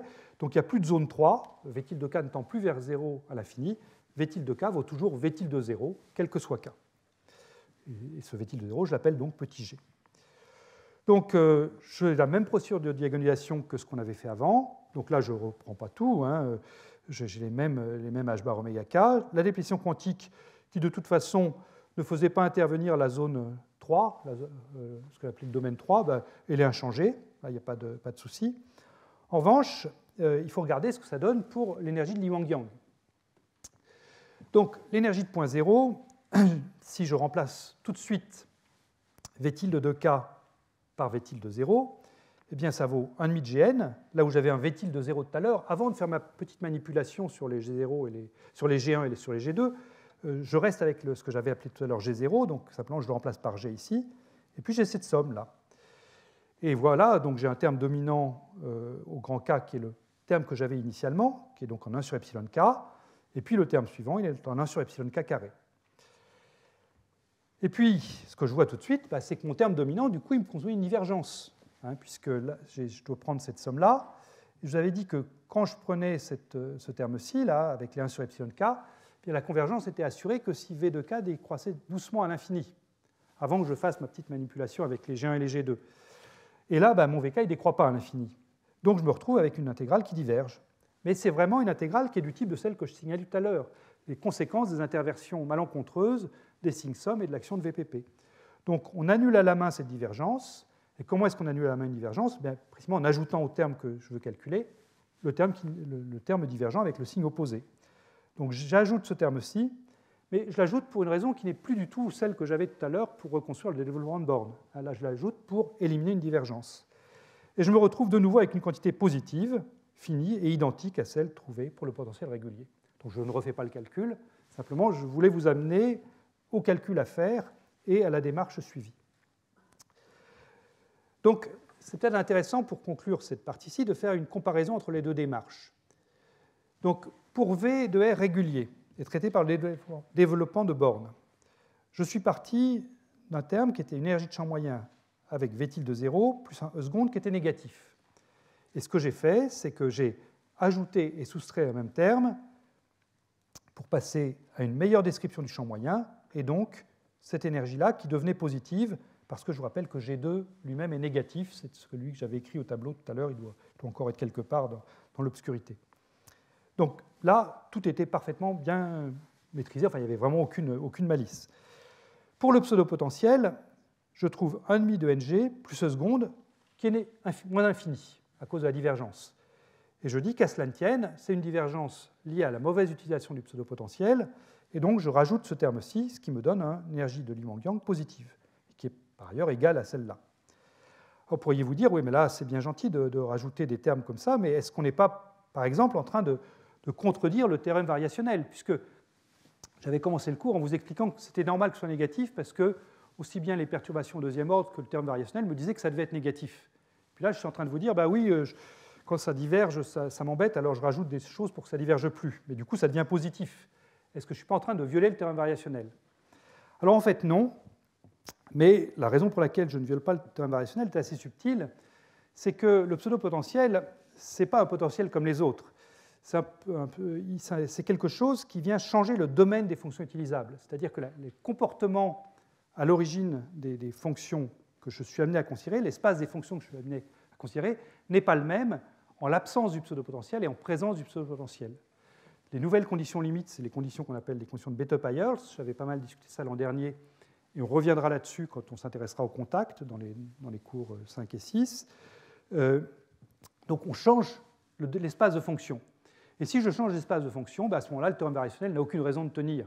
Les fonctions d'essai que je prenais dans un cas ne sont plus les bonnes fonctions d'essai dans l'autre, et donc il ne faut pas s'inquiéter s'il y a cette violation apparente du théorème variationnel. En fait, c'est simplement lié au fait que j'ai changé d'espace de fonction quand je suis passé d'un problème sans pseudo-potentiel à un problème avec pseudo-potentiel. Donc, on retombe bien sur nos pieds, on trouve le même résultat avec le développement de borne et avec le pseudo-potentiel, mais c'est pour des raisons qui sont quand même bien différentes pour la flèche du haut et pour la flèche du bas. Voilà. Donc, c'était peut-être un petit peu long, mais je préférais mettre les choses à plat parce que, parfois dans les cours, dans les livres de cours, c'est passé très vite cette chose-là et ça me semble important de bien le comprendre. Voilà. Bien, j'en arrive maintenant à la dernière partie, qui va être une partie expérimentale, où je vais m'intéresser donc aux mesures. Alors, comme je disais, aujourd'hui, je vais avoir le temps simplement de faire les mesures de déplétion quantique, et puis les mesures de l'énergie de Lee Wang-Yang, eh bien, on les traitera au début de la semaine prochaine. Alors, ces mesures de déplétion quantique, à tout seigneur, tout honneur, on va commencer par l'hélium liquide. Comment est-ce qu'on peut mesurer la déplétion quantique, c'est-à-dire le nombre de particules qui ne sont pas dans l'état d'impulsion nulle, K égale 0, quand on vous donne un bain d'hélium liquide. Alors c'est quelque chose qui a été vraiment beaucoup étudié, là encore, dans les années 60, mais ça continue maintenant. La stratégie la plus performante, si je puis dire, est celle qui a été proposée initialement par Hohenberg et Platzmann en 1966. La figure, là, elle est tirée de leur article, je la trouve jolie, elle est un petit cachet un peu rétro. Et donc, c'est la diffusion inélastique de neutrons. Donc, ça consiste à envoyer des neutrons d'impulsion h bar K1, d'énergie h bar oméga 1 sur le bain d'hélium liquide. Les neutrons sont diffusés par les atomes du liquide, repartent avec une impulsion h bar K2, une énergie h bar oméga 2, et on détecte les neutrons. On détecte donc ces particules qui servent à sonder le milieu. J'insiste là-dessus parce que dans les manips qu'on va voir avec des atomes, après, ce qu'on détectera, ce sera directement les atomes qu'on est venu sonder. Là, on détecte non pas les particules cibles, c'est-à-dire les atomes d'hélium ici, mais on détecte les particules qui servent à sonder les neutrons. Donc un neutron, il va transférer au fluide une certaine impulsion, h bar k, qui est donc la différence de l'impulsion du neutron final moins son impulsion initiale. Il va transférer une certaine énergie, h bar oméga, différence d'énergie finale moins initiale. Et avec un détecteur, donc, on va mesurer le transfert d'impulsion, k, h bar k, et le transfert d'énergie, h bar oméga. Et le but, donc, c'est de mesurer la distribution en impulsion des atomes d'hélium à l'intérieur du bain pour remonter à un éventuel pic en P égale 0 qui signerait la présence d'un condensat. Et voir s'il y a beaucoup d'atomes ou pas dans le pic P égale 0, donc est-ce qu'il y a une grande déplétion quantique ou non. Alors, que choisir comme énergie pour le neutron? Donc là, ce qu'on veut sonder, c'est une observable à une particule. On veut sonder la distribution d'impulsion. On ne s'intéresse pas aux corrélations entre les neutrons. On veut sonder quelque chose à une particule. Donc on va prendre des neutrons de haute énergie de manière à aller regarder ce qui se passe au niveau de l'atome unique. Si on voulait sonder quelque chose qui est une fonction de corrélation qui s'étend sur un certain nombre d'angstroms au sein du bain, donc sur plusieurs atomes, on prendrait au contraire des neutrons de relativement basse énergie pour aller sonder ce qui se passe, des termes cohérents entre différents points du bain. Mais là, on s'intéresse vraiment à une observable à une particule. Donc on va prendre des neutrons de haute énergie, c'est-à-dire des neutrons dont la longueur d'onde de De Broglie est plus petite que la distance interatomique, cette distance étant de l'ordre de l'angstrom. Donc c'est de la diffusion inélastique qu'on qualifie de profonde, deep inelastic scattering en anglais, pour aller sonder donc des choses vraiment au niveau de l'atome unique. Alors on fait en plus, pour interpréter les données, une autre approximation qui est l'approximation soudaine, c'est-à-dire qu'on suppose que le temps de diffusion du neutron par un atome d'hélium est très court. Plus précisément, on suppose que ce temps tau est très petit devant h bar sur E, où E est une énergie typique de l'interaction de l'atome d'hélium avec ses voisins. Donc si ce temps est très court, eh bien, on va pouvoir négliger l'énergie d'interaction entre l'atome diffusant et ses voisins, et donc on va pouvoir traiter l'atome diffusant comme une particule libre, dont je cherche à mesurer, encore une fois, l'impulsion initiale. Donc à ce moment-là, la conservation, maintenant pris du point de vue de l'atome, conservation de l'impulsion et de l'énergie, s'écrit l'impulsion de mon atome cible final, c'est l'impulsion de l'atome initial plus h bar k, l'impulsion qu'a déposé le neutron dans le milieu, et l'énergie de mon atome final, qui est donc purement cinétique, puisque je néglige l'énergie d'interaction, c'est l'énergie initiale, également purement cinétique, plus h bar oméga. Alors, je peux éliminer l'impulsion atomique finale de cette équation. Je la prends de la première équation et je la reporte dans la deuxième. Et là, donc, une algèbre élémentaire vous donne la relation suivante. H bar oméga, c'est égal à H bar 2 K2 sur 2m, c'est-à-dire l'énergie de recul pour l'impulsion H bar K, plus la vitesse de l'atome initial, P atomique initial divisé par la masse, donc la vitesse de l'atome initial fois K. Donc ça, finalement, c'est simplement l'effet Doppler. Je suis simplement en train de vous dire que l'atome initial donc, pouvait être en mouvement, c'est ça que je cherche à mesurer, et quand il voit le neutron, il le voit dans son propre référentiel, donc avec une fréquence modifiée par effet Doppler, et c'est simplement ça que ce terme décrit ici. Voilà, et donc ce qu'on veut, c'est, connaissant h bar oméga et puis h bar k, eh bien, remonter à la distribution d'atomes initiale. Donc pour ça, eh bien, je dois prendre donc cette relation ici, qui va être valable pour chaque atome, quelle que soit son impulsion, et puis intégrer cette relation sur toutes les classes d'impulsion possibles. Donc j'ai le signal que je vais mesurer, donc encore une fois, un signal en K, le K déposé par le neutron et le oméga déposé par le neutron, impulsion et énergie déposée par le neutron. C'est l'intégrale sur toutes les classes possibles d'impulsion de mes atomes d'hélium, fois leur distribution n de p que je cherche à mesurer, fois la distribution de Dirac qui traduit cette égalité pour une classe d'impulsion donnée, donc h bar oméga moins h bar oméga recul c'est ça, moins cet effet Doppler P scalaire K sur la masse atomique. P, c'est le P atomique initial que j'ai remis ici. Alors, bon, ça a l'air bien. La question, c'est est-ce que je vais vraiment pouvoir déduire n de P de ma mesure? Alors ça, c'est une intégrale tridimensionnelle. Elle peut se calculer en passant en coordonnées sphériques d'axe K. Donc K est fixé ici. Donc P scalaire K, je vais écrire ça P fois K fois cosinus θ. Je suis encore à 3 dimensions, en coordonnées sphériques, donc j'ai un jacobien P2 sinus θ dP dθ. Donc j'ai une distribution de Dirac delta de quelque chose de cosinus θ fois sinus θ dθ. Donc ça va s'intégrer simplement. Tout ce qu'il faut, c'est que l'argument de la fonction ici soit compatible avec cos θ, donc il faut que ce soit entre moins 1 et 1. Donc tout calcul fait, mais c'est vraiment pas compliqué. Hein. Je trouve que cette fonction-là, en fait, est une fonction simplement de la variable oméga moins oméga recul sur K. Je mesure quelque chose qui est indépendant en oméga et en K, mais en fait, ça ne doit dépendre que de oméga moins oméga recul sur K, qui sont l'oméga moins oméga recul qui est ici et le K qui est là. Et ça s'exprime donc comme l'intégrale de cette variable Y, oméga moins oméga recul sur K, de l'intégrale de P, n de P dP. Voilà. Et je vous rappelle que ce que je cherche, c'est à voir s'il y a un Dirac en P égale 0. Et là, on voit tout de suite qu'on n'est pas très bien parti pour ça, parce que j'ai fait apparaître ici, à cause de ce P2 qui est là et puis du P qui est là, je vois apparaître un P fois n de P. Et même si j'ai un Dirac ici, quand je le multiplie par P, ben, il ne va pas rester grand-chose. Hein. Donc, ça ne va pas être facile. Et effectivement, les manips ne sont pas faciles. Et pour illustrer que ces manips ne sont pas faciles, ben, je vous donne cet extrait de figure d'un article de revue écrit par Sokol, il y a déjà un certain temps, mais je crois que ça reste pertinent. Sokol est parti de 2 prédictions théoriques différentes pour le gaz, enfin pas le gaz, pour le fluide, le liquide hélium à température nulle. Alors il y a 2 prédictions. La première, c'est donc cette ligne continue ici, avec un beau pic en P égale 0. Ça, c'est le résultat d'un calcul Monte-Carlo quantique, qui prédit effectivement un beau pic en P égale 0. C'est donc le condensat, et puis tout le reste, tout le piédestal, c'est la déplétion quantique. L'autre calcul, le pointillé, là, enfin au tir-T, eh bien, c'est un calcul variationnel. Et ce calcul variationnel, lui, il rate complètement, enfin, il ne prédit rien en P égale 0, parce qu'en fait, il a dedans une sorte d'hybridation entre les états d'impulsion P égale 0, c'est-à-dire le condensat, et puis les états d'impulsion non nuls. Et du coup, il trouve, le calcul rationnel, que tous les états, enfin, il n'y a pas de singularité du tout en P égale 0. Il n'y a pas de condensat, quoi. Donc voilà, 2 prédictions théoriques différentes pour un même état physique, à savoir un bain d'hélium à température très très basse, bien en dessous de la température superfluide. Alors quand on passe ça à la moulinette de cette expression-ci, ici, l'intégrale de P n de P dP intégrée de la variable y jusqu'à l'infini, bien voilà à quoi ça ressemble en fonction de y.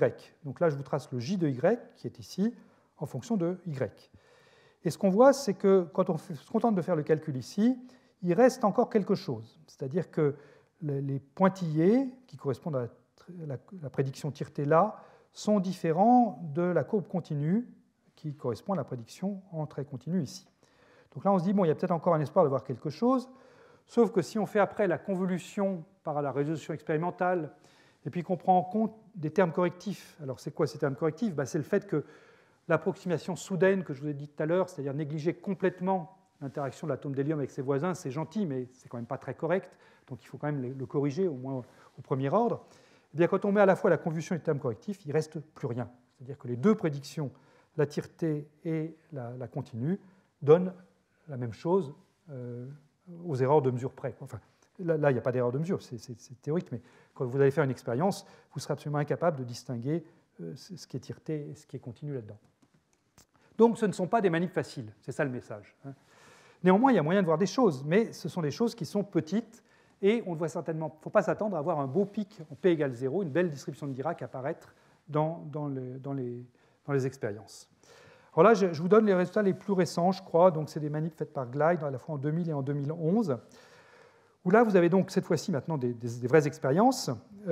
Toujours la quantité J de Y tracée en fonction de Y, hein, où les variables Y a été définie avant, oméga moins oméga divisé par K. Et vous avez ici deux courbes expérimentales, une faite très en dessous de la température critique, donc correspondant à l'état superfluide, 0,5 Kelvin, ce sont les symboles pleins, et puis une faite au-dessus de la température critique, donc simplement un bain d'hélium normal, ce sont les symboles ouverts. Alors vous voyez qu'effectivement, en P égale 0, eh bien, les courbes ne coïncident pas du tout, donc il y a clairement un effet du fait qu'on a traversé la transition superfluide, simplement ça ne se manifeste pas par un pic P égale 0. Donc il faut pas mal d'analyse théorique derrière, pas mal de modélisation pour extraire de ça une fraction condensée. Alors les gens le font, hein, ils l'ont fait, et bien, c'est le résultat de l'analyse de ces deux courbes-là, c'est donc que pour la courbe qui correspond au symbole plein, faite dans le régime superfluide, eh bien, la fraction condensée est de 7% à peu près, donc la déplétion quantique est de 93%. Voilà. Donc on est très très loin du critère d'applicabilité de la proposition de Bogoliubov. Bogoliubov demandait à ce que la fraction condensée soit voisine de 1, que la déplétion quantique soit très petite devant 1. Là, c'est juste l'inverse. La déplétion quantique, elle est proche de 1, et la fraction condensée est petite devant 1. 7%, ce n'est pas grand. Voilà, donc voilà l'état des lieux sur l'hélium liquide. Maintenant, sur les condensats, bien, sur les condensats, donc les manips sont différentes, même si c'est le même esprit. On va aller essayer de mesurer la distribution d'impulsion des atomes et puis aller mesurer qu'est-ce qu'on a au voisinage de l'impulsion nulle. Donc il y a eu pas mal d'expériences qui ont été faites. Là, je vais décrire une expérience récente faite donc, par Rafael Lopez et co-auteurs dans le groupe de Zoran Hadzibabic à Cambridge, donc il y a 4 ans maintenant, 4-5 ans. C'est une expérience qui est faite sur un gaz de potassium 39, donc des bosons. Elle est faite sur un gaz uniforme avec une densité relativement faible, hein, quelques 10 puissance 11 atomes par centimètre cube. Et ce qu'on va faire, ben là encore, comme pour les neutrons avec l'hélium liquide, on va aller déposer une certaine impulsion dans le milieu, on va déposer une certaine énergie, puis on va regarder ce qu'on peut en déduire sur la distribution en impulsion de nos atomes. Donc en fait, là, la manière dont on s'y prend, c'est de faire un processus absorption-émission stimulée avec une paire de photons. Donc on envoie un photon d'impulsion K1 qui va être absorbé par les atomes. Ensuite, les atomes vont faire une émission stimulée dans l'onde K2. Donc on va transférer aux atomes l'impulsion K1 moins K2, absorption et émission stimulée. Les photons sont pris tête bêche, hein, donc ça veut dire que l'impulsion qui est transférée, donc c'est K1 moins K2. Cette chose-là, en module, c'est de l'ordre de 2 fois K. S'ils sont vraiment tête bêche, s'il faut un petit angle, ben, il y aura un cosinus θ qui viendra se mettre. Et puis ben, l'énergie, c'est simplement qu'on va déposer simplement la différence entre les fréquences oméga et oméga 2 qu'on règle avec des modulateurs acousto-optiques. Donc ça, c'est ce qu'on appelle dans le jargon des atomes froids de la diffraction de Bragg. L'intérêt d'avoir choisi le potassium, c'est qu'il y a une belle résonance de Feshbach à 400 Gauss qui va permettre d'aller explorer des valeurs de A, longueur de diffusion relativement grande. Et puis aussi, ça va permettre d'annuler la longueur de diffusion au moment où on va aller sonder les atomes. C'est-à-dire que ce qu'on va faire, c'est qu'on va d'abord mettre A à la valeur de travail, donc, comme je disais, qui peut être relativement grande. Donc la distribution d'impulsion qu'on va avoir correspondra à cette valeur relativement grande de A. Mais au moment où on va aller sonder le gaz, pour éviter justement d'avoir à faire cette approximation soudaine, mais pour que l'approximation soudaine soit automatiquement valable, on va amener A égale 0. Donc au moment où on sonde, les atomes n'interagissent plus les uns avec les autres. Ils ont la bonne distribution d'impulsion correspondant à une interaction possiblement forte, mais au moment où on les sonde, eh bien, on bascule brusquement l'interaction à 0, donc on sonde vraiment un gaz de particules libres. Donc ça, c'est vraiment un des avantages des atomes froids, d'avoir cette possibilité de régler en temps réel la valeur des interactions. Alors, après, on a exactement la même mathématique que pour les neutrons, c'est-à-dire que la relation entre oméga et puis l'impulsion initiale atomique est la même, c'est toujours h bar oméga égale l'énergie de recul plus k fois la vitesse atomique initiale, l'effet Doppler. À Cambridge, donc, ils ont sélectionné une valeur donnée de oméga, qui est précisément h bar oméga égale l'énergie de recul. Donc, ils sont allés mesurer les atomes qui ont cette chose-là égale à 0, elle aussi. Donc, ce qu'on cherche, donc, finalement, c'est une composante de vitesse nulle le long du vecteur K. K, je vous rappelle, c'est K1 moins K2, ce qui résulte du processus d'absorption-émission stimulée. Donc, le but de l'expérience de Cambridge, c'est de mesurer ce qui se passe en PZ égale 0, ou en VZ égale 0, si vous voulez. Alors, le processus de diffraction de Bragg est un processus cohérent. Donc, on a notre gaz de boson, qu'on a brusquement passé à A égale 0 pour mesurer. On applique, pendant un certain temps, la paire de faisceaux de Bragg. Et comme c'est un processus cohérent, ce processus d'absorption-émission stimulée, on va observer finalement une oscillation de Rabi entre l'état de départ et puis un état où les atomes ont absorbé K1 moins K2 et l'énergie oméga 1 moins oméga 2. Donc voilà un exemple d'oscillation de Rabi. Donc on part à T égale 0 d'un gaz qui, après temps de vol, est ici, là. Et puis ensuite, ce qu'on voit au cours du temps, c'est qu'il y a une partie des atomes donc, qui absorbe K1 moins K2. Et quand on fait une expérience de temps de vol, donc si par exemple on est ici, si on fait une expérience de temps de vol, ben on a des atomes qui sont restés au repos et puis d'autres atomes qui ont absorbé K1 moins K2, donc en gros 2 fois H bar K, et qui sont passés ici. Là, c'est le sommet de l'oscillation de Rabi. Et puis, si j'attends, eh ben, pratiquement tous les atomes reviennent dans l'état de départ. Alors, je vous ai dit ici, que c'est le point intéressant, je vous ai dit pratiquement tous les atomes sont absorbés, pratiquement tous, mais pas tous. Il y en a certains, c'est le village gaulois, si vous voulez, qui est resté ici et qui n'ont pas été diffractés. Alors, pourquoi est-ce qu'ils n'ont pas été diffractés? Eh bien, la première raison, c'est que ce sont les atomes que je cherche, c'est-à-dire c'est les atomes qui ne sont pas dans le condensat, c'est ce qui correspond à la déplétion quantique, c'est ceux qui n'ont pas un PZ égale 0, et donc ceux-là ils ne subissent pas le processus absorption-émission stimulée, puisqu'ils n'ont pas la résonance ici quand je prends oméga égale l'énergie de recul, H bar oméga égale l'énergie de recul, donc ceux-là ils restent sur place. Donc ça, c'est d'abord la déplétion quantique. Mais il y en a d'autres, des atomes qui peuvent ne pas subir cette diffraction de Bragg. D'abord, il peut y avoir des effets de taille finie.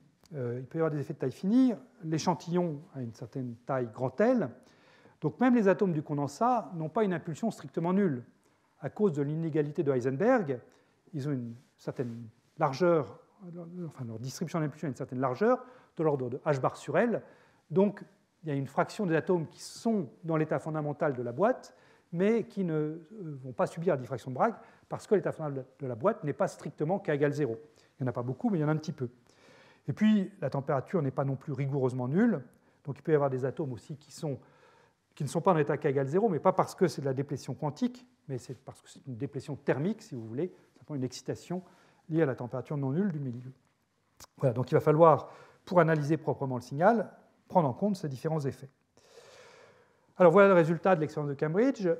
Vous avez ici, donc, en fonction de racine de n⁻⁵, donc on fait varier petit a avant le processus de Bragg, le A dans la préparation du gaz fait varier petit a, et puis on trace donc la fraction diffractée eta, qui est voisine de 100%, mais pas complètement. On trace cette fraction eta en fonction donc, de racine de n⁻⁵, et on trouve une belle droite. Cette belle droite, on peut l'ajuster par un préfacteur fois 1 moins gamma racine de n⁻⁵, et ce préfacteur, si on croit la théorie qu'on a vue avant, devrait valoir 8 sur 3 racines de pi, c'est-à-dire 1,5, 505, et il vaut expérimentalement 1,5. Vérification remarquable. Néanmoins, il faut faire prendre en compte les effets systématiques. Donc il y a le fait que la longueur L n'est pas très grande, c'est ce que j'ai dit tout à l'heure avec l'inégalité de Heisenberg, et puis le fait aussi que du coup, sur une séparation imparfaite entre nuages diffractés et non diffractés. Il y a les effets de température non nulle. Donc si on prend en compte qu'on est à température nulle, on attendait la courbe entièreté là. En fait, les points sont en dessous de la courbe entièreté. Et la zone orange, qui est ici, correspond à la prédiction théorique pour une température entre 3 et 5 nanokelvin. Donc c'est une petite correction, mais liée aux effets de déplétion thermique. Et puis, ce que je disais tout à l'heure, c'est que... non, pardon, ça je ne l'ai pas encore dit. Il y a certains atomes en dehors du condensat qui sont malgré tout diffractés, puisque mon processus de diffraction vont porter sur tous les atomes qui ont une impulsion Pz égale 0, mais je peux très bien avoir des atomes qui ne sont pas dans le condensat parce que leur Px ou leur Py n'est pas nul, mais par chance, leur Pz valait 0. Donc ceux-là, ils vont être diffractés aussi, donc il faut aussi les prendre en compte. Voilà, donc quand on fait un bilan, le bilan est très bien fait dans l'article de Cambridge, il y a une erreur statistique de 15% et systématique de 20% sur le facteur gamma. Mais bon, l'accord théorie-expérience est remarquable. Voilà, j'en arrive à la dernière manip que je voulais vous décrire aujourd'hui, dont le PI, l'investigateur principal est devant moi, je ne savais pas qui serait là, mais voilà, c'est David Clément. C'est une expérience qui a été faite l'année dernière à l'Institut optique à Palaiseau, qui porte aussi donc, sur cette étude du déplétion quantique, mais là, cette fois-ci, on va aller chercher à mesurer les paires d'atomes dans le vide de Bogoliubov. Donc ce vide de Bogoliubov, je vous en ai parlé la semaine dernière, je vous en ai parlé pour un mode, pour une paire K-K, si vous voulez. J'en ai parlé en m'intéressant au gaz de spin 1, au gaz de spin 1 pour lequel on avait gelé le mode spatial, où la seule dynamique était la dynamique de spin. Donc ça, je vous avais décrit ça la semaine dernière, mais là, maintenant, on va s'intéresser au problème multimode, c'est-à-dire au problème où il y a toutes les paires K-K qui sont possibles. Donc à ce moment-là, l'état psi K, ça va s'écrire comme une somme sur tous les états K. Je suis en train de réaliser que ici, ça devrait être une... Non, pardon, psi K, c'est bien une somme sur n, le taux d'occupation, et puis ensuite, j'ai un produit sur tous les psi K de Cn de K, avec donc n fois n plus K et n fois n moins K. Et donc l'idée de la manip de Palaiseau, ça va être de rechercher des corrélations plus K moins K dans un condensat, et les atomes choisis sont des atomes d'hélium métastable. Et cette expérience a été rendue possible par le fait que, donc, dans l'hélium métastable, on peut vraiment détecter les atomes un par un, donc on peut vraiment reconstruire cette fonction de corrélation plus K moins K. Et par ailleurs, quelque chose qui a rendu l'expérience possible, c'est le fait que on ne peut pas contrôler la longueur de diffusion pour l'hélium, il n'y a pas de résonance de Feshbach facile, mais en revanche, on peut contrôler la densité petit n en l'augmentant localement grâce à un réseau 3D de faible amplitude. Et ça a fait passer, donc, en augmentant petit n, la déplétion quantique qui serait dans un condensat plus ou moins homogène à moins d'1%, ça a fait passer à 5%, et ça a rendu la manip beaucoup plus facile, entre guillemets, faisable, disons. Alors, comment est-ce que la manip se fait? Donc, on prépare le condensat là-haut, ici, et on laisse tomber les atomes sur un détecteur, qui est une galette de microcanaux, donc située une quarantaine de centimètres plus bas. L'efficacité de détection est très bonne, elle est d'ordre de 50%. Et pour chaque événement de détection, on détecte à la fois la position de l'impact sur la galette, donc les coordonnées x, y, et puis l'instant de détection petit t. Et ça permet de remonter aux trois composantes de la vitesse initiale au moment où on a relâché le nuage pour faire l'expérience de temps de vol. Donc comme ça, on a accès à la description en vitesse, encore une fois, des atomes qui sont piégés initialement et qu'on a relâchés pour le temps de vol. Et donc ce qu'on cherche, ce sont des corrélations plus K moins K. Donc on construit pour ça une fonction de corrélation qui est donc la valeur moyenne de n de K, n de delta de K moins K, divisé par l'intégrale du produit des valeurs moyennes, donc pour normaliser la fonction de corrélation. Alors, ce qu'on cherche, ce sont des corrélations K moins K, donc ce qu'on cherche, c'est un pic quand on prend delta K égale 0, ici. Donc on va tracer cette chose-là en fonction de delta K, et on va chercher un pic quand delta K s'annule. Est-ce qu'il y a plus de corrélations K moins K que des corrélations K-K' avec K' indépendant de K? Alors, vous voyez, l'intégrale ici ne porte pas sur toutes les impulsions K, mais on exclut ici une zone centrale des mesures. On exclut une zone centrale qui correspond au condensat, parce qu'évidemment, dans le condensat, là, il n'y a pas des corrélations, donc ça fera un fond qui brouillerait le signal intéressant. Donc la zone prise pour faire ce calcul de l'intégrale, ici, c'est simplement la zone coloriée en verte, ici, c'est donc les ailes, ici, où le condensat ne contribue pas, et on est en droit d'espérer que seules les paires qui nous intéressent vont contribuer ici et là. Voilà, donc il y a cette sélection qui est faite. Voilà, et puis la manip marche très bien. Voilà ce que vous obtenez à très basse température, donc bien en dessous de la température critique. Vous avez ici tracé à la fois pour les coordonnées x, y et z, donc mesurées, comme je l'ai dit, à partir des positions d'impact sur la galette et puis du temps d'impact, donc la fonction de corrélation, donc tracée en fonction de delta K ici, et vous avez un très beau pic en correspondant aux corrélations plus K moins K, qui sont précisément ces corrélations dans le pair. Donc cette signature, si vous voulez, de cet état comprimé du vide qui représente l'état fondamental de Bogoliubov. Donc ce n'est pas une manip facile, puisque pour chaque réalisation de l'expérience, il y a environ une centaine d'atomes dans la zone coloriée en vert, la zone oméga, là, et ça correspond à peu près à 0,5 paires corrélées par coup de l'expérience. Donc évidemment, il faut moyenner beaucoup. Et les chercheurs de Palaiseau ont bien vérifié que c'était bien un effet lié à la présence d'un condensat, c'est-à-dire que quand on s'approche de la température critique, le condensat devient de plus en plus faible et le signal, ce pic de corrélation qui est là, disparaît complètement. Voilà. Et si vous avez plus de questions, eh bien, David Clément est derrière vous, ou devant vous, selon où vous êtes assis, et vous pouvez aller lui poser toutes les questions. Voilà, donc je résume le point où on en est. Ce qu'on a fait dans ces deux cours-là, c'est une modélisation quantitative de l'état fondamental d'un gaz de Bose, dans la limite d'une faible déplétion quantique. On a commencé à décrire les expériences, à savoir la vérification expérimentale de cette loi pour la déplétion quantique, donc cette loi en n' sur n proportionnelle à la racine de n à cube. Et donc au programme de la semaine prochaine, il y aura continuer à explorer ce qui a été fait expérimentalement pour mesurer l'énergie de Li Wang-Yang. Également le spectre d'excitation du condensat, et ça vous verrez que c'est en fait un problème qui est encore très ouvert, le spectre d'excitation du condensat. Quand on va vers des grandes impulsions, il y a encore beaucoup de questions qui se posent, je trouve. Et puis également ce qu'on étudiera la semaine prochaine, c'est comment est-ce qu'on peut augmenter le rôle des fluctuations quantiques. Pour l'instant, l'énergie de Li Wang-Yang, c'est une petite correction par rapport à l'énergie de champ moyen, mais vous allez voir que depuis quelques années, on sait augmenter beaucoup le rôle des fluctuations quantiques, les mettre vraiment sur un pied d'égalité avec le champ moyen.